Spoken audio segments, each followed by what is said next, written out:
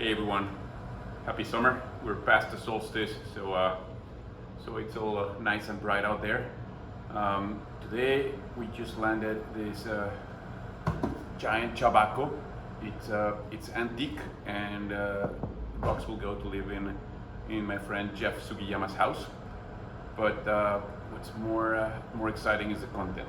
So probably the most celebrated samurai in Japanese history is a guy called Musashi, and that's what people think that he might have looked like. But the guy, on one hand, he was a beast, and he sashimied a bunch of adversaries. He was also an artist, and his brush painting was superb.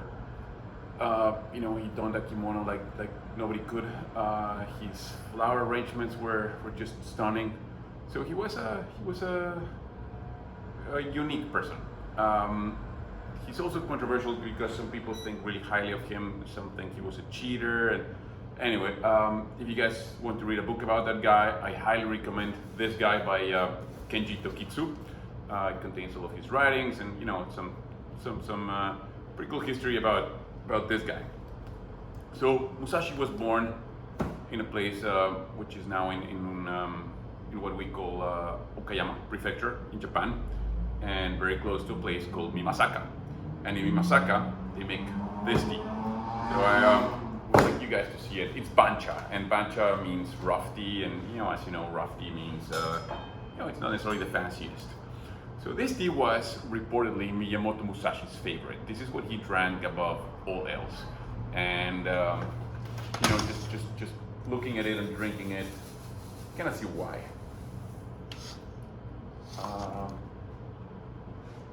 Miyamoto Musashi was supposed to be no nonsense, and look at these beautiful leaves.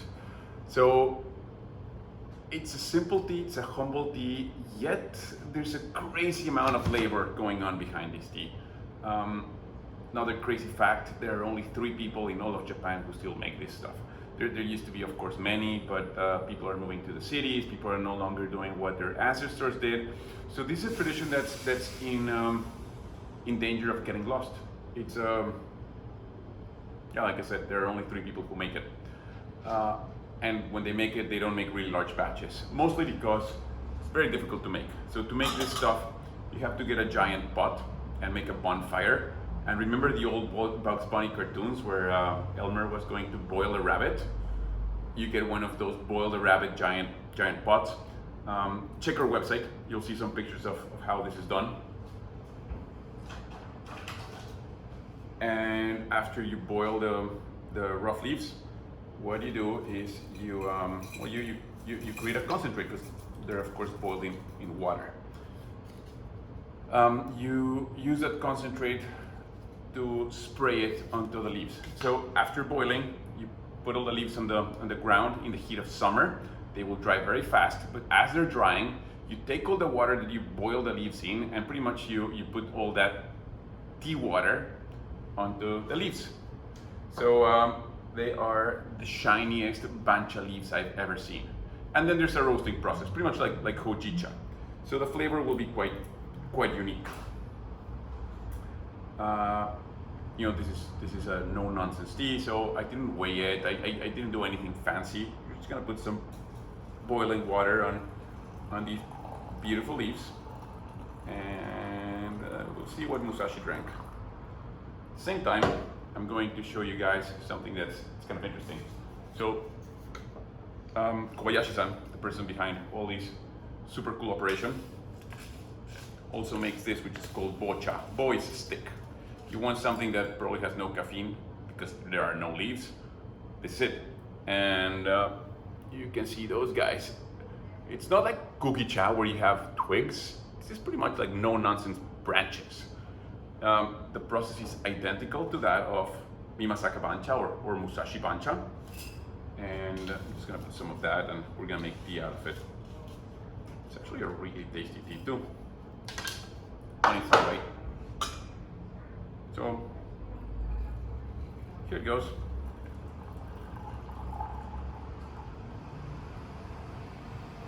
I am going to use these beautiful glass cups. I don't know if our friend Musashi would have approved or not, but I would like you guys to be able to see just the color of the tea. So bear with me.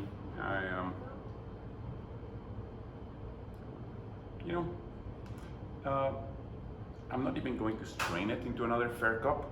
One thing that's really cool about this tea is it's pretty much impossible to oversteep it. So just gonna serve it like this. And of course you can add more water and you can get a number of steeps. The leaves are from bushes that are called side-eye, which pretty much translates as they were born from seed. And it pretty much also means that they don't have a known cultivar. It's just a non-fancy. If you have dogs and you have different breeds, this is like a mongrel. There's like, dude, it just grew by itself, so it's side-eye. The twigs, they're a byproduct of pruning these bushes. Harvest also takes place in some of the hotter months, late spring, early summer, and when you prune the trees, you end up with a bunch of twigs. Why not make tea out of them? Because it tastes delicious. I will allow these guys to steep a bit more, but let's explain this one. Look at the color. It's golden. It's not unlike hojicha, and there's barely any dust. So despite this being bancha, it's quite clean. Flavor-wise, somewhat like hojicha, but a bit more complex.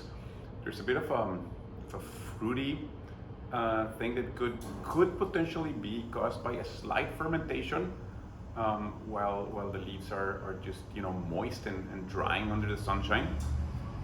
I really need to go back. I was just there for a day, and I need to explore more about how this beautiful tea is going to be made. But among other things, we're working on a documentary, looking for these beautiful places where some part of Japanese culture is about to be lost, because a few people are making these treasures, and by all means, Mimasaka is one of those places that we have to keep in the map. So it's taking a bit longer. I'll just pour something so you guys can get an idea. Sometimes with this tea, I just get my Snow Peak titanium vessel, my cup, and I pour boiling water and I sip with my teeth, because they're branches. My teeth are good enough to sift that. Slightly less fruity. Slightly, you don't get this fruity sourness of that you would get with the leaves. Probably because fermentation is more complicated on cellulose, which are the branches.